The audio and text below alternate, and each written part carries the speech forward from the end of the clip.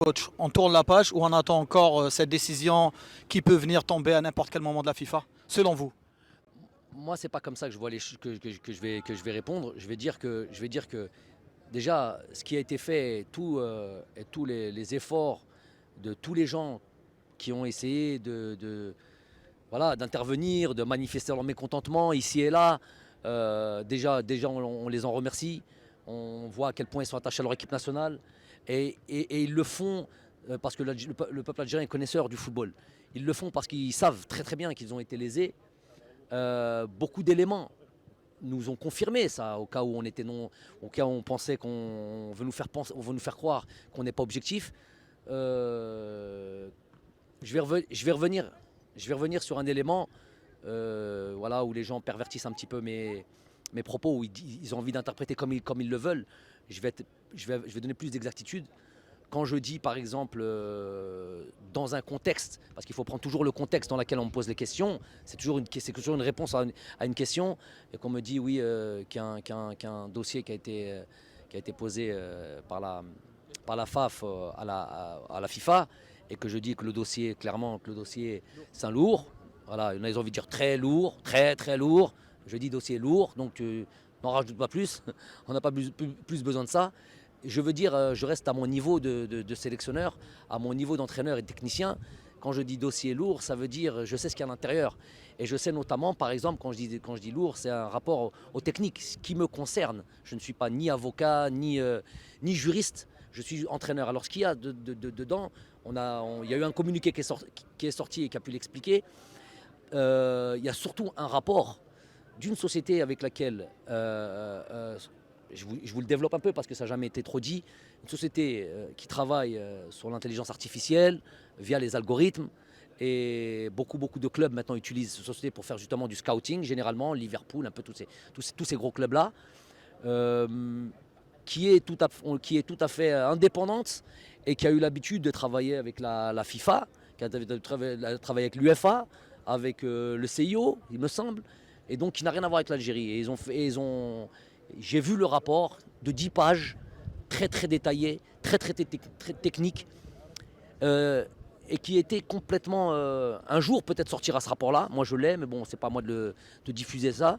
Et pour les sceptiques ou pour ceux qui avaient envie d'avoir une autre lecture de ce match-là, eh ben, ils n'ont qu'à voir un petit peu ce que peut dire une société comme celle-là et ce rapport-là qui a été accablant et sur lequel on ne peut pas revenir. J'ai été très surpris et désagréablement surpris que, en retour de ce rapport très technique avec lequel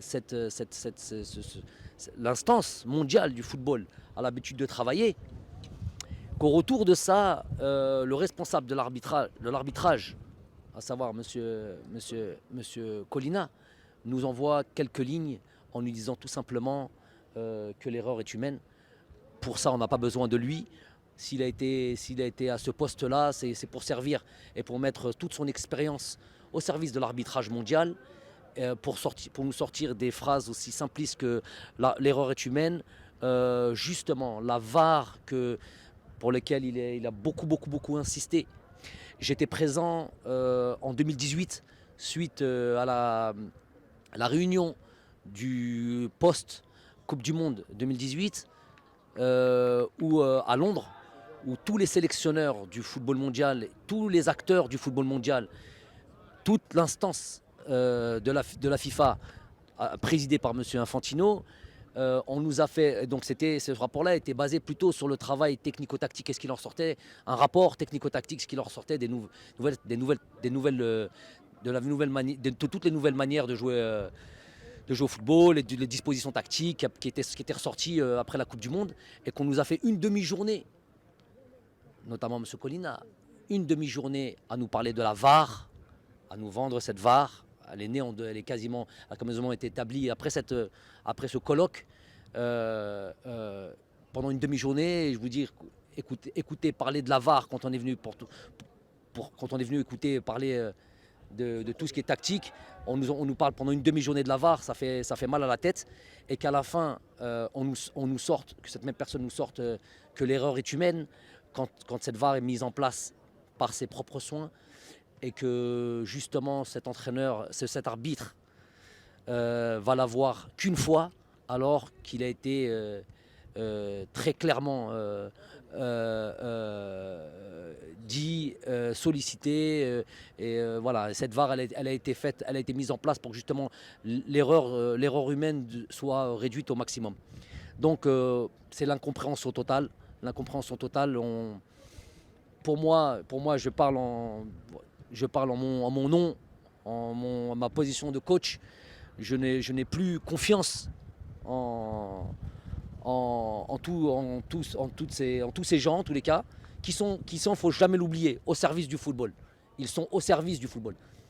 La posture qu'ils doivent avoir, c'est ça. C'est qu'ils sont au service du football et qu'ils ont des devoirs par rapport au football et surtout des devoirs de mettre en application tout ce qu'ils ont pu dire, tout ce qu'ils ont pu faire auparavant. Et concernant notre match, ça a été complètement oublié. Et quand on voit les réactions ou les réponses qu'on a pu nous envoyer, c'est un total manque de respect à notre fédération, un total manque de respect à notre pays.